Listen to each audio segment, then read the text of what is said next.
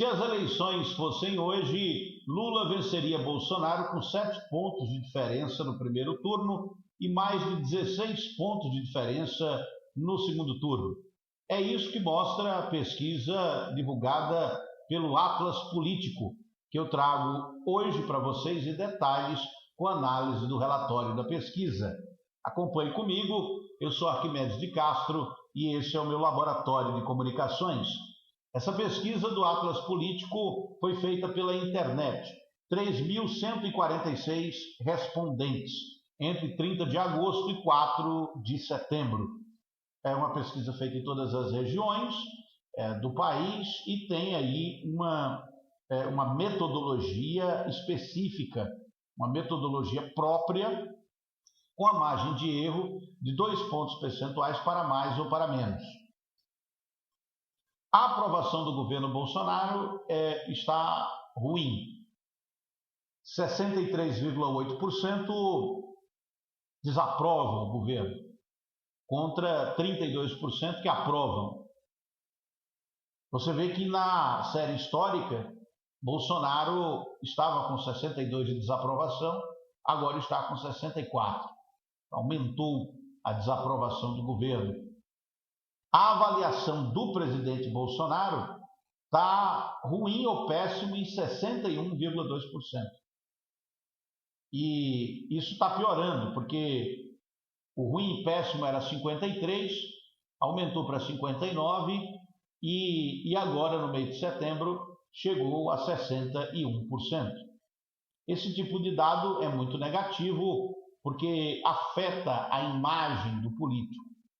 E, do ponto de vista da ciência política, já está mais que comprovado que um candidato que tem mais de 60% de desaprovação, ele não consegue se reeleger. Nunca nenhum candidato com mais de 60% de desaprovação conseguiu se reeleger. Então, isso é um ponto negativo para a campanha de reeleição de Bolsonaro. A imagem dos candidatos à presidência foi testada. Lula tem a melhor imagem, com 46%, seguido de Bolsonaro com 35%, Fernando Haddad empatado com Bolsonaro, com também 35%.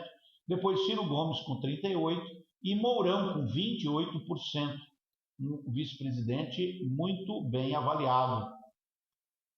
A imagem de Bolsonaro você vê aqui, que piorou, né? Essa linha vermelha saiu de 57% para 62% no mês passado, chegando a 63% esse mês. Lula está com a imagem positiva aumentando, era 37%, foi para 43% no mês passado, agora está em 46%. Aqui a imagem de Mandetta, que está estável, digamos assim, já foi melhor, né? Já esteve em 40, agora está em 31, a imagem positiva. A imagem de Paulo Guedes muito negativa, né? Aumentou, saiu de 54 para 57 e agora está em 59%. Aqui Ciro Gomes, que está melhorando a imagem de Ciro, né? Saiu de 24 para 32, a imagem positiva, aumentou significativamente, tem se mantido estável nos últimos dias. Aqui Sérgio Moro com a imagem muito negativa em 56%, Fernando Haddad com 50%, João Dória com 55%, Eduardo Leite com 38%, mas ele é um desconhecido, né? É tanto que a maioria das pessoas pesquisadas, 42%, disse que não sabe, não respondeu, porque não conhece o Eduardo Leite. E aqui o cenário da eleição presidencial para 2022. Esse aqui é o cenário 1, né? Cenário extenso. Se as eleições fossem hoje, os candidatos fossem esses, em quem você votaria nas próximas eleições presidenciais? Lula aparece com 40,6%, Bolsonaro logo em seguida com 34,5%. Depois Ciro Gomes com 7,8%, João Dória com 3,1%, Eduardo Leite com 2,6%, Mandetta tem 2,4%, junto com Gentili, apresentador do SBT, que tem também 2,4%, Datena tem 2%, que é apresentador da Band. Depois aparece Tasso Gereissati, Arthur Vigílio, outros candidatos que foram citados. O cenário extenso aí mostra que o voto em Lula tem aumentado e o ponto de mudança foi justamente entre maio e julho, e de julho para cá, depois que foi criada a CPI da pandemia, o presidente Bolsonaro tem sido muito atacado e isso tem prejudicado significativamente a imagem eleitoral dele. Isso já dá para ver aí no gráfico, né, nesse cruzamento da linha vermelha, que é Lula, com a linha laranja, que é Bolsonaro. Aqui um outro cenário, onde Lula tem 42,6, Jair Bolsonaro 35,4, Ciro Gomes com 9, João Dória com 6. Esse seria um cenário mais reduzido da corrida presidencial. Aqui outro cenário, com Eduardo Leite no lugar de João Dória, Lula também na frente com 42, Bolsonaro com 35,3, Ciro Gomes com 10. E aqui a hipótese de segundo turno. Como você viu, Lula tem 7 pontos percentuais de vantagem no primeiro turno. No segundo turno, esse percentual vai para 16 pontos. Lula tem 52,5 contra 35,9 de Jair Bolsonaro. Isso mostra, essa pesquisa mostra aí, a hipótese de vitória de Lula. Mas, veja bem, não é uma vitória assim tão fácil. Esses 7 pontos que separam Lula de Bolsonaro, se você desconsidera a margem de erro, esses 7 pontos caem para 5. E 5 pontos percentuais é pouco, né? É uma distância pequena. Entretanto, a oposição mostra-se muito forte nesse momento. O Jair Bolsonaro tem o desafio nesse momento de reverter esse quadro, de conseguir uma melhor aprovação de governo, reduzindo as tensões. Mas o que o presidente tem feito é justamente o contrário. A estratégia política tem sido de partir para o ataque, por considerar, muito provavelmente, o ataque uma defesa melhor.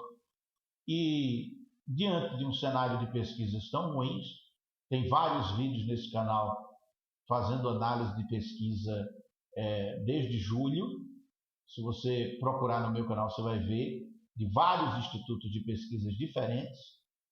O último que eu fiz análise foi da Genial Investimentos com a Quaest Consultoria, que mostra inclusive uma hipótese de vitória de Lula já no primeiro turno. A pesquisa da Genial Investimentos é uma pesquisa feita presencialmente, face a face.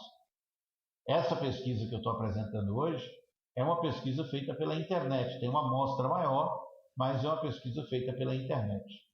A pesquisa da Genial Quaest é uma pesquisa feita presencialmente, face a face, e ela mostra uma vantagem maior ainda de Lula sobre Bolsonaro. Todas as pesquisas vão nessa direção. Então, é por isso que o presidente da República ontem fez um comício no dia da independência para arregimentar os seus apoiadores, a sua massa crítica de apoio político, e mostrar que está no jogo.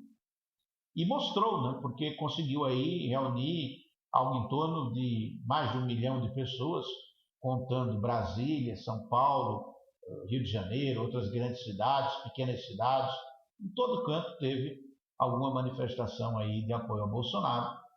E isso mostrou que o presidente está vivo e tem condições de reverter esse quadro à frente de Lula, que, se as eleições fossem hoje, ganharia a eleição.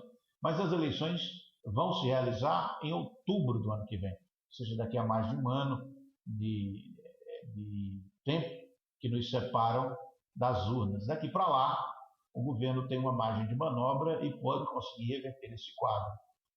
Entretanto, se caminhar mais alguns passos na direção do tensionamento com o judiciário, pode ser que a própria candidatura do presidente seja inviabilizada pelo Tribunal Superior Eleitoral, que pode torná-lo inelegível. O Supremo Tribunal Federal pode encaminhar uma queixa-crime contra ele, e aí dependeria do Congresso Nacional, da Procuradoria, dar seguimento a essa queixa-crime. Se o presidente descumprir uma ordem judicial, ele provavelmente vai ser enquadrado em crime de responsabilidade. Me parece que são poucas as chances do presidente de dar um golpe, um autogolpe, né? Um golpe militar, para não ter que dar satisfação nem ao judiciário nem ao legislativo e governar com tranquilidade, digamos assim.